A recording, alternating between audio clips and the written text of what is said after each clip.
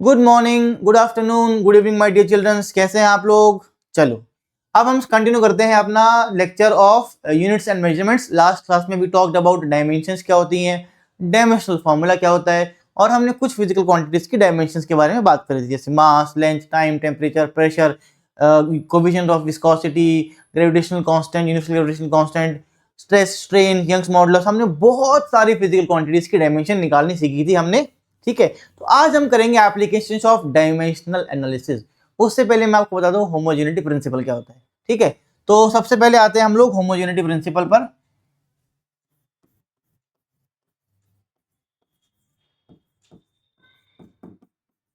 Homogeneity principal वैसे बताने की जरूरत नहीं है, ये आप सबको कॉमन सेंस के थ्रू पता ही होगा। अब सर कैसे पता होगा कॉमन सेंस के थ्रू? देख लीजिए, आपको बता देता हूं मैं। अगर मैं बोलूं कि 15 kg plus 2 metre minus 5 kelvin plus 200 metre per second minus, अब ध्यान से देखना, आपको ऑलरेडी आता है, बस मैं याद कर रहा हूं, मैं नाम बता रहा हूं बस। देखो 15 kg में अगर मैं लिख दूं 2 metre, 2 metre minus 1 second, 5 kelvin plus 200 kg, right, 200 metre per second minus 1 second. अब आप क्या बोलोगे, सर ये क्या है लिख दिया सर, कुछ भी समझ में नहीं आया, ऐसा हो सकता नहीं। 2 मीटर में से 1 सेकंड में कैसे माइनस करूं sir? It is not possible for me. Sir मैं 5 केल्विन में 200 kg कैसे सेपरेट करूं? अच्छा, नहीं कर सकते क्या? तो आपने बोला कि सर इनमें से कुछ भी संभव नहीं है। क्या संभव है बेटा? अगर मैं आपसे पूछूं सर 5 केल्विन में आपको ऐड या सबट्रैक्ट करना है, तो आप 5 केल्विन ही करें ना। ठीक है, अगर मैं इक्वालिटी करता हूं, मान लो 10 metre is equal to 100 centimetre, सही लिखा गया? नहीं, 100 नहीं, 1000 सेंटीमीटर। ठीक है, 10 metre is equal to 1000 centimetre. ठीक लिखा है? हाँ, ये शायद ठीक है ना? चलेगा, ये कन्वर्जन का यूनिट का कोई दिक्कत नहीं है। तो माय पॉइंट इज, आप बोलोगे सर केजी में आपको आप मीटर ऐड नहीं कर सकते, मीटर में आप सेकंड सबट्रैक्ट नहीं कर सकते, केल्विन में आप केजी को ऐड सबट्रैक्ट नहीं कर सकते, मीटर पर सेकंड के साथ सेकंड्स को ऐड सबट्रैक्ट नहीं कर सकते। ये आप कर सकते हो बिकॉज यहाँ पे मीटर है या सेंटीमीटर, दोनों लेंथ की यूनिट्स हैं। तो प्रिंसिपल क्या बोलता है कि आपको अगर ये ऑपरेटर यूज करने हैं, अगर you want to use plus, minus या इक्वालिटी ऑपरेटर, तो दोनों side, both the side should have physical quantities of the same type. ठीक है, it means the mathematical operators like addition, subtraction and equality can be applied between the two physical quantities of the same type. ठीक है, लिख लेते हैं। तो principle states that the addition,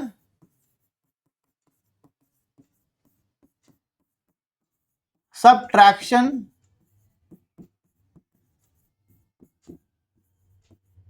and equality operators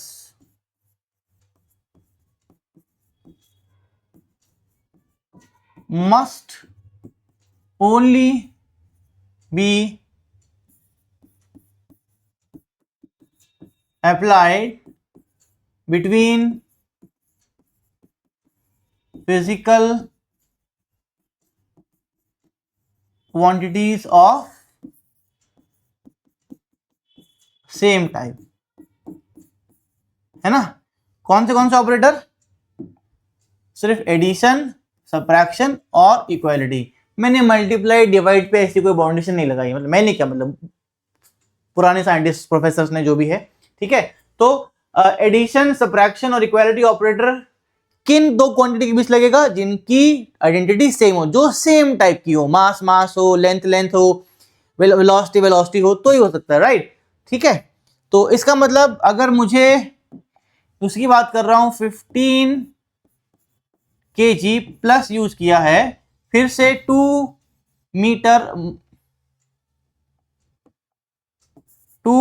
metre minus use किया है, या 5 seconds equal to use किया है, अगर मेरे ऑपरेटर्स ये हैं प्लस माइनस या इक्वल, तो जो राइट साइड में होना चाहिए वो भी सेम मास यूनिट मास होना चाहिए, मास टाइप क्वांटिटी होना चाहिए। 15 kg प्लस 5 kg कर सकता हूं मैं, तो ही मेरा आंसर कितना आएगा 20 kg आएगा, तो ही ये चीज सही होगी। 2 मीटर माइनस 1 मीटर कर सकता हूं, या सेंटीमीटर भी कर सकते हो आप, वो सेम क्वांटिटी लेंथ है। 5 second is equals to 5 second ही कर सकता हूं, राइट। तो equality, subtraction and addition operators must be applied only between physical quantities of the same type. Clear है? अच्छा जी, okay.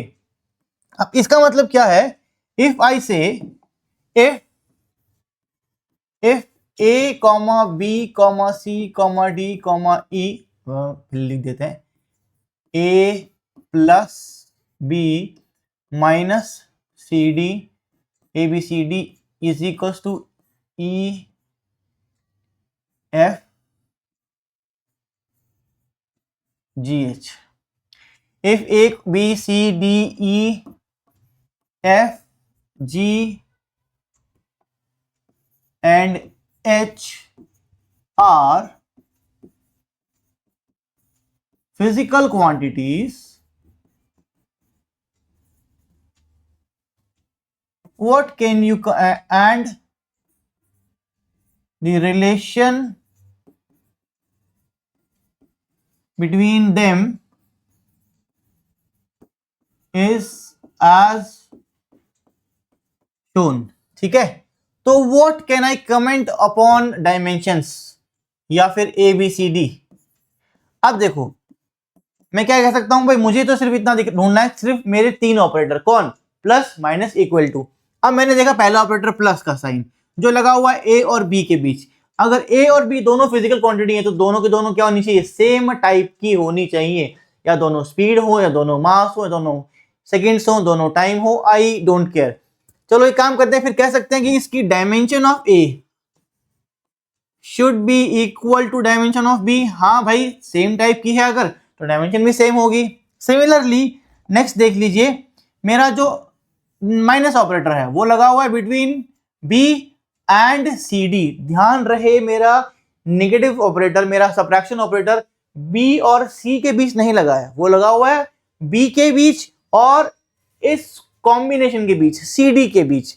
So I cannot say अगर मैं ये लिखना चाहूंगा कि dimension of B is equal to dimension of C, तो ये बात गलत होगी बेटा, बिकॉज सब्ट्रैक्शन ऑपरेटर इसके बीच लगा हुआ है B और CD के बीच, तो it has to be dimension of B should be equal to dimension of CD, dimension of CD। ये सही है, ये भी सही है। नेक्स्ट देखो मेरा इक्वालिटी ऑपरेटर कहां लगा हुआ है, इक्वालिटी ऑपरेटर लगा हुआ है CD के बीच एंड इन इस कॉम्बो के बीच, ठीक है। तो again I can write dimension of CD is equal to dimension of E by F and not only E and not only F, right? Similarly last मेरा क्या है, again addition operator between EF, E by F, not E and F. E by F is equal to dimension of G and H. Individually I cannot comment upon dimension of E, F, G or H, but yes, looking at the operators I can comment upon the E by F की जो dimension होगी that will be equal to dimension of G, H only. I hope आपको homogeneity समझ में आ गया है, right. अब यहीं से हमारी application number 1 of dimensional analysis start होती है। क्या है वो इक्वेशन, क्या एप्लीकेशन, वो एप्लीकेशन है to check the correctness of a given equation, to check the correctness of a given equation. आगे बढ़ते हैं उसमें, तो क्या है मेरी एप्लीकेशन ऑफ डायमेंशनल एनालिसिस। पहली एप्लीकेशन नंबर 1 क्या है, to check the correctness of given equation, ठीक है।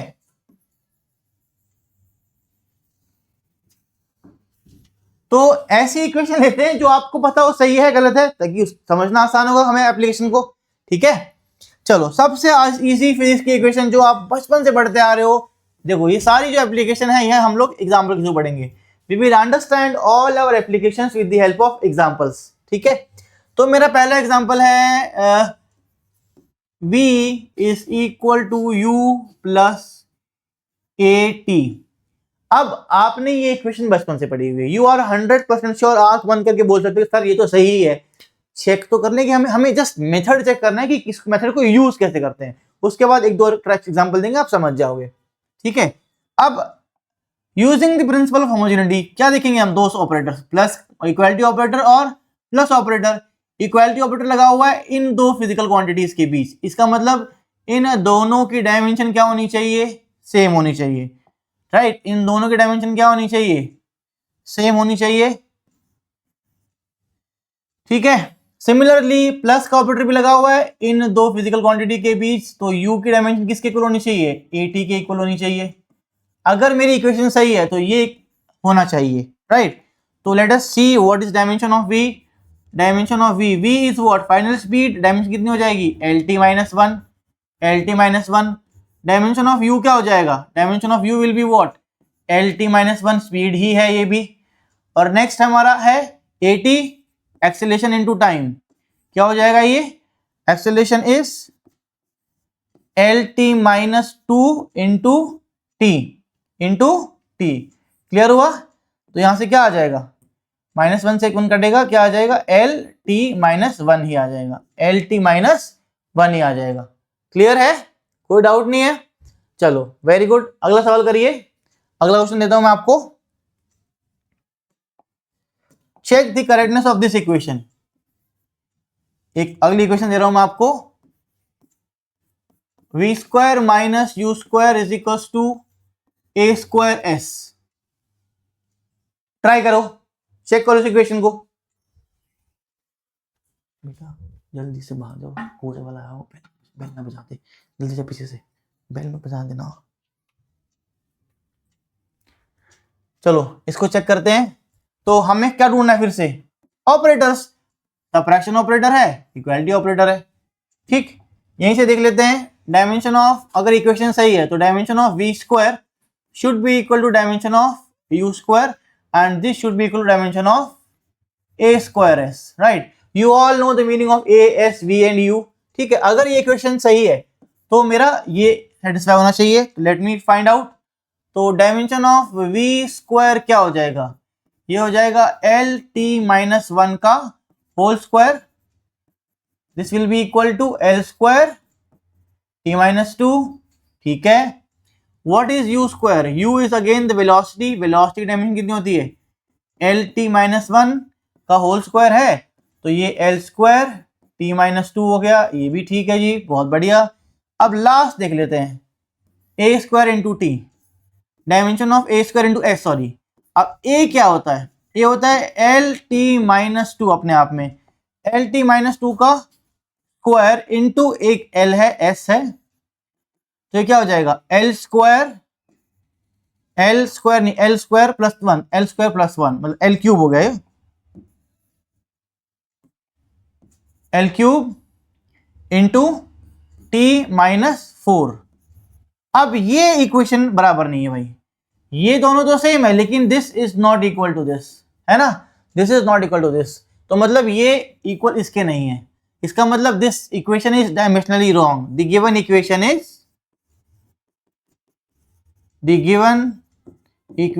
Is dimensionally wrong, dimensionally wrong. Clear है सबको कि मेरी जो गिवन इक्वेशन है वो डायमेंशनली रॉन्ग है, ठीक है।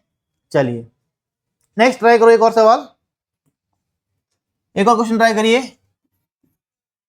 S is equals to U T plus two A T square. करो, सॉल्व करो भाई, फटाफट सॉल्व करिए इक्वेशन को। S is equal to U T plus two A T square.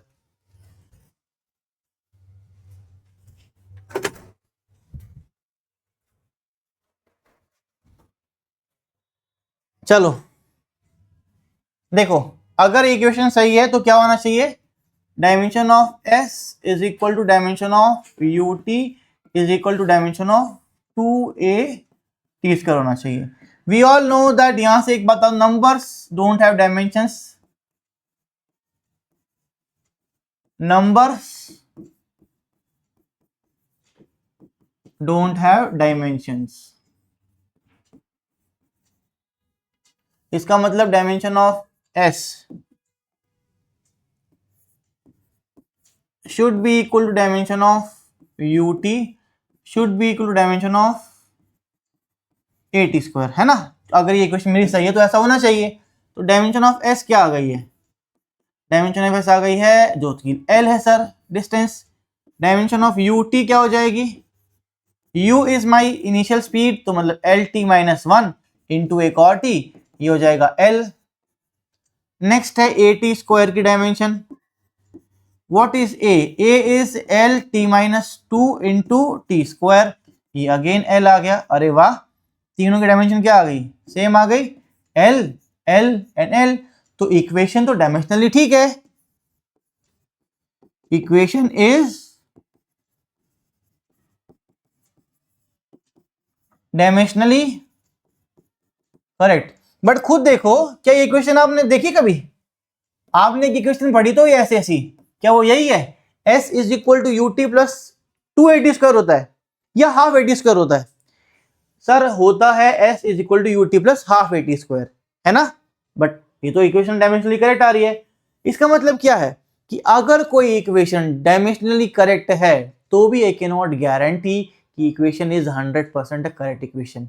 हाँ, उल्टा जरूर सही है। मतलब अगर कोई इक्वेशन डायमेंशनली ही रॉन्ग है तो वो इक्वेशन तो 100% ही गलत है, वो इक्वेशन तो 100% ही गलत है। क्लियर हो गई बात? एप्लीकेशन नंबर 1 क्लियर हो गया है। तो इसी को एज अ नोट लिख लेते हैं, इसी को एज अ नोट लिख लेते हैं।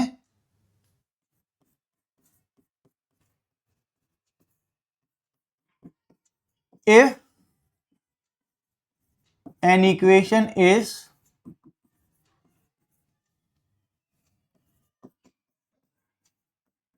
dimensionally wrong, it is 100% a wrong equation। Dimensionally wrong है तो पक्का इक्वेशन गलत ही है। But if an equation is dimensionally correct, if an equation is dimensionally correct, it may or may not be right equation. हो सकता है वो सही हो सकता है वो सही ना हो। तो इक्वेशन अगर डायमेंशनली रॉन्ग है तो गारंटी के साथ बोल दो कि सर इक्वेशन आपने गलत दी हुई है। लेकिन अगर इक्वेशन डायमेंशनली सही है तो देयर आर चांसेस कि शायद वो सही भी हो सकती है, वो गलत भी हो सकती है। ठीक है, सही है गलत कैसे जानेंगे? ऐसा कोई हमारे पास रूल नहीं है। ये क्या limitation of my dimensional analysis है। ये डायमेंशनल एनालिसिस क्या है? लिमिटेशन है कि इक्वेशन अगर रॉन्ग है तो उसको सही नहीं निकाल सकता मैं। ठीक है, चलिए ये मेरा था एप्लीकेशन नंबर 1 की। एप्लीकेशन नंबर 1 क्या था कि to check the correctness of given equation. चलिए अब नेक्स्ट पे आते हैं, एप्लीकेशन नंबर 2 पे आते हैं। क्या एप्लीकेशन नंबर 2? एप्लीकेशन, चलो नेक्स्ट पेज पे कर लेते हैं।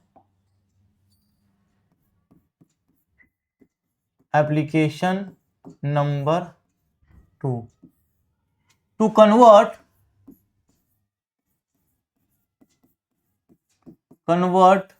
one system of units into another. एक सिस्टम ऑफ यूनिट्स को दूसरे सिस्टम में कन्वर्ट करना ही मेरा क्या है? Second application of dimensional analysis है। इसके लिए मैं आपकी थोड़ी प्रीवियस नॉलेज चाहूंगा कि देखो हमने क्या पढ़ा था कि कोई भी physical quantity for a given physical quantity n1 u1 is equal to n2 u2। और मुझे याद है कि आप पक्का भूल ही गए होंगे, तो एक बार रिमाइंड करके एग्जांपल लेता हूं। मान लो 1 metre is equal to 100 centimetre, right. n1 मेरा क्या है? पहली न्यूमेरिक वैल्यू, इसकी यूनिट मीटर है। n2 क्या है? दूसरी न्यूमेरिक वैल्यू और उसकी यूनिट क्या है? सेंटीमीटर है। ठीक है, n1 इज 100 n2 इज 100। ठीक है, ऐसा मैंने आपको सिखाया था पिछले लेक्चर में। अब दोनों देखो इक्वालिटी ऑपरेटर लगा हुआ है तो बाय डिफॉल्ट दोनों तरफ की डायमेंशंस क्या होंगी? सेम ही होंगी, यूनिट तो अलग अलग हो सकती है। ठीक है, चलो इसका मतलब क्या है कि अगर मैं इसकी डायमेंशन लिखना चाहूँ, तो एग्जांपल लिया हुआ मैंने, अगर इसको एग्जांपल को रेज कर देता हूँ मैं, ठीक है। अगर मैं ये इस फिजिकल क्वांटिटी की यूनिट लिखना चाहूँ तो क्या लिखूंगा, n1 एक नंबर है, यूनिट की डायमेंशन क्या हो जाएगी, जो भी वो मीटर थी तो m, लेंथ थी तो l, टाइम का t, कॉम्बिनेशन है तो कॉम्बिनेशन, तो मतलब m1 l1 t1 की पावर a b c, कुछ भी यूनिट हो सकती है ना, एग्जांपल दूंगा तो आपको समझ में आएगा अच्छे से, ठीक है। इज इक्वल टू n2 की पावर m2 l2 t2। देखो अगर फिजिकल क्वांटिटी सेम है तो डायमेंशन सेम होनी चाहिए, तो पावर में कोई डिफरेंस नहीं आएगा, ठीक है। यहां से मेरा n2 की वैल्यू क्या हो जाएगी, n2 will be equal to n1 m1 by m2 l1 by l2 t1 by t2 की पावर्स ए बी सी रहेंगे, ए बी सी। तो ये तरीका है एक सिस्टम ऑफ यूनिट्स को दूसरे सिस्टम में कन्वर्ट करने का। अब इसको हम समझेंगे with the help of 2-3 numericals, ठीक है। 2-3 न्यूमेरिकल ले लेते हैं और फिर समझ लेते हैं, यहां तक नोट डाउन कर लीजिए। चलो अब नेक्स्ट इस पे क्वेश्चन करते हैं 2। पहला सवाल बहुत आसान सवाल, शायद आंसर याद भी होगा आपको। कन्वर्ट, क्वेश्चन कैसे आएगा, convert 1 Newton into dyne where both Newton and dyne are units of force in SI and CGS system respectively, ठीक है। अब देखो आपको सवाल कैसे करना है, प्लीज पे अटेंशन, देखो कि सवाल कैसे करना है। सबसे पहला स्टेप आप देखो कि कौन सी फिजिकल क्वांटिटी दी गई है, फिजिकल क्वांटिटी दी गई है फोर्स, तो सबसे पहले आपको फोर्स का डायमेंशन पता होनी चाहिए। डायमेंशन ऑफ फोर्स क्या होता है सर, डायमेंशन ऑफ फोर्स आपको याद होना चाहिए ml-t-2 होता है, ml-t-2 होता है। अच्छा किसको कन्वर्ट करना है, 1 न्यूटन को करना है डाइन में, मतलब 1 न्यूटन इज इक्वल टू मान लो n नंबर ऑफ डाइन। तो यहां से मेरा n की जो वैल्यू होगी वो क्या हो जाएगी, अगर कंपेयर करता हूं पिछली इक्वेशन से, तो 1 into m1 upon m2 l1 upon l2 t1 upon t2 की पावर क्या है, देखो यहां से देखो पावर, देखो आप पावर है 1 1 माइनस 2, 1 1 माइनस 2, ठीक है। तो n की वैल्यू हो जाएगी 1 into m1, what is the SI unit of mass in कौन सा सिस्टम है, पहले वाला एसआई सिस्टम है ना, तो एसआई में 1 केजी हो जाएगा, ये सीजीएस में 1 ग्राम होता है, की पावर क्या है 1 है, 1 मीटर 1 सेंटीमीटर की पावर क्या है 1 है, 1 सेकेंड अपॉन 1 सेकेंड की पावर क्या है -2 है, ठीक है। तो थोड़ा और खोल लेंगे, ये 1 ही रहेगा, ये हो जाएगा 10⁻³ ग्राम अपॉन 1 ग्राम, ये की पावर 1, ये हो जाएगा 10⁻² सेंटीमीटर अपॉन 1 सेंटीमीटर की पावर 1, 1 सेकेंड अपॉन 1 सेकेंड की पावर -2, ठीक है।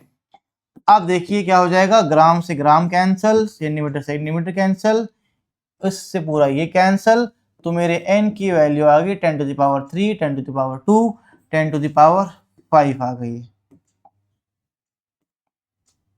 10⁻5 आ गई है। इसका मतलब क्या है कि 1 newton is equal to 10⁵ dynes. ये मैंने कन्वर्ट कर दिया फोर्स को SI से CGS में, फोर्स को SI से CGS में मैंने कन्वर्ट कर दिया है।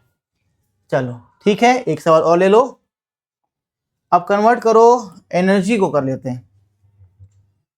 ठीक है, convert 1 joule into earth where both are units of energy in SI and CGS system respectively. SI and CGS system respectively. ठीक है ना। तो quantity is N1 U1 is equal to N2 U2 होता है। मैंने क्या बोला था, पहला काम आप क्या करोगे, निकालोगे कि क्वांटिटी कौन सी, क्वांटिटी है मेरी एनर्जी। एनर्जी का डायमेंशन mL² T-2 याद होना चाहिए, तभी कर पाऊंगा मैं। तो मेरे N2 की वैल्यू क्या हो जाएगी, N1 इंटू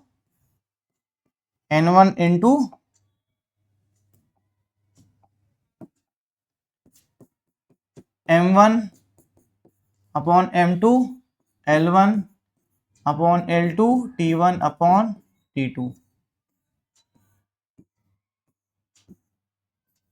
की पावर्स कहां से लेके आऊंगा, यहां से। पावर 1 है, 2 है, -2 है, पावर 1 पावर 2 पावर -2।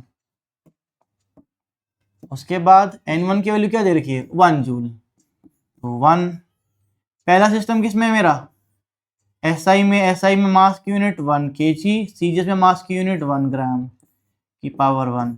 SI में लेंथ की यूनिट 1 मीटर, CGS में लेंथ की यूनिट 1 सेंटीमीटर की power 2।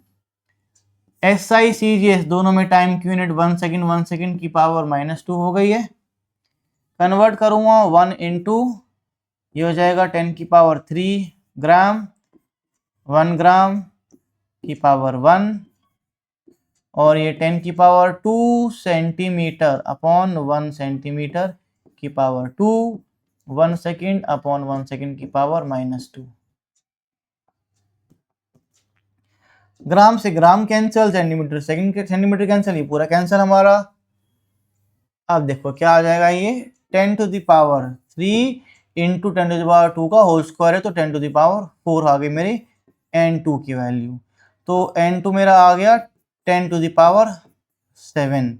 This shows that 1 joule is equal to 10⁷ अर्ज।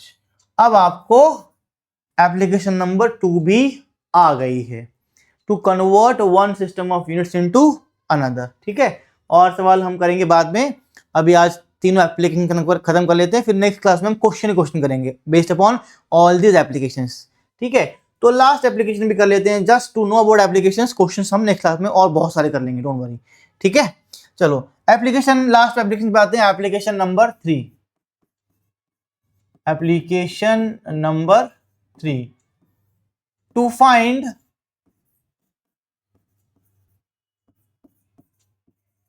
relation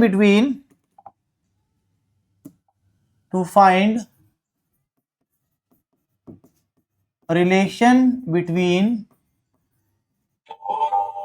physical quantities when dependencies are known, when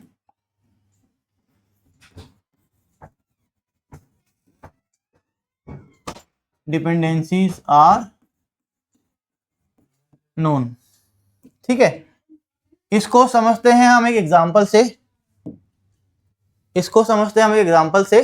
देखो आसान सा एग्जांपल लेते हैं, ठीक है, जिससे आप एप्लीकेशन को समझ पाओ। ठीक, अब आसान सा एग्जांपल क्या है हमारा, time period of simple pendulum. अगर मैं बोलता हूं if the time period of simple pendulum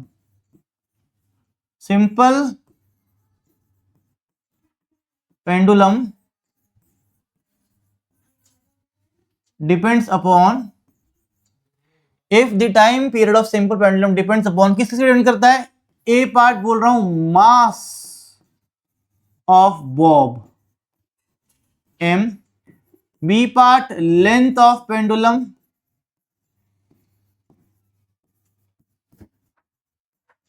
L, and C part acceleration due to gravity, acceleration due to gravity, small g. Then find relation among all of them. Find या find expression of capital T जो time period था in terms of M, L and G. ये समझो हम लोग कैसे करना होता है, ये समझिए कि अब हमको कैसे ये एप्लीकेशन यूज करना है और कैसे हमें एक्सप्रेशन फॉर टी निकालना है। देखो हमें ये बताया गया है कि time period of simple pendulum depends upon mass. ये तो नहीं बताया कि डायरेक्टली प्रोपोर्शनल है या इनवर्सली प्रोपोर्शनल है या स्क्वायर के प्रोपोर्शनल है या रूट के प्रोपोर्शनल है, कुछ नहीं बोला गया ना। तो जो डेटा में गिवन है उसके अकॉर्डिंग अगर मैं चलता हूं तो how what will I just write down कि सर जो टाइम पीरियड है it is proportional to mass की पावर ए पॉजिटिव होगा तो डायरेक्टली प्रोपोर्शनल हो जाएगा, नेगेटिव होगा तो इनवर्सली हो जाएगा। ठीक है, time period is directly proportional to L to the power B, again B भी कुछ भी हो सकता है, पॉजिटिव नेगेटिव स्क्वायर 1 2 कुछ भी, डिपेंडिंग अपॉन क्या आने वाला देखते हैं। और ये एक्सीलरेशन ड्यू टू ग्रेविटी की पावर C। क्लब करता हूं तीनों इक्वेशंस को, तो T is proportional to M to the power A, L to the power B, G to the power C. And we know that जब भी हम proportional से हटाएंगे तो क्या आएगा, एक कांस्टेंट आएगा, मान लीजिए कि M की पावर A, L की पावर B, G की पावर C। ये है अपना आंसर, ये है अपना आंसर, बशर्ते कोई मुझे A, B और C की वैल्यू बता दे, right. If you can find out the value of A, B and C, will this expression will be my answer, right. चलो थोड़ा डायमेंशन यूज करते हैं, क्या आया है, T is equal to K into M की पावर A, L की power B, G की पावर C। अब देखो होमोजेनिटी कहता है आप अगर इक्वलिटी का साइन लगाए तो दोनों की डायमेंशन सेम होंगी, तो dimension of T is equal to, इसके डायमेंशन कोई नहीं, कांस्टेंट है ये, तो डायमेंशन ऑफ M की पावर M है, A, L की power B, dimension of G क्या है, एक्सीलरेशन ड्यू टू ग्रेविटी है, तो ये हो जाएगा LT माइनस 2 की पावर C, LT माइनस 2 की पावर C। तो इसको लिख सकता हूं मैं M to the power 0, L to the power 0, T to the power 1 is equals to M to the power A, L to the power B और यहां से प्लस C आ जाएगा और T to the power minus 2C हो जाएगा। ठीक है, now दोनों तरफ MLT है, will compare the powers, comparing the powers, comparing the powers. सबसे पहले टाइम की कंपेयर करें तो 1 is equal to minus 2C, तो C की वैल्यू क्या आ गई, माइनस 1/2 आ गई। फिर मैं B plus C is equal to 0, तो B की वैल्यू क्या होगी, माइनस C, तो B की वैल्यू क्या आ गई, प्लस 1/2 आ गई। और A की पावर क्या है, A की पावर इज मतलब सॉरी M की पावर A है जो कि 0 है, तो मेरे पास तीनों वैल्यूज आ गई हैं, डाल दो अपने एक्सप्रेशन में। किस एक्सप्रेशन में, इस एक्सप्रेशन में। तो time period is equal to constant M की पावर 0 है, L की power B is 1/2 and G की पावर माइनस 1/2, तो T is equal to some constant K under the root of L/G। ये आया मेरा एक्सप्रेशन। अब इसमें K के बारे में मैं कुछ कमेंट नहीं कर सकता, डायमेंशनल कांस्टेंट है, इसीलिए this is also one of the limitation कि dimensional analysis does not talks about the dimensional constants, उनके डायमेंशन हम नहीं निकाल सकते हैं। ठीक है, तो ये मैंने आपको तीनों एप्लीकेशन करवा दी हैं, क्वेश्चन एक एक दो करे हमने, नेक्स्ट क्लास में हम क्या करने वाले हैं, कुछ नहीं, no theory, we will just do lot of numericals on all these 3 applications. Till then stay tuned, stay connected and subscribe the channel अगर आपने नहीं किया है तो. Thank you children.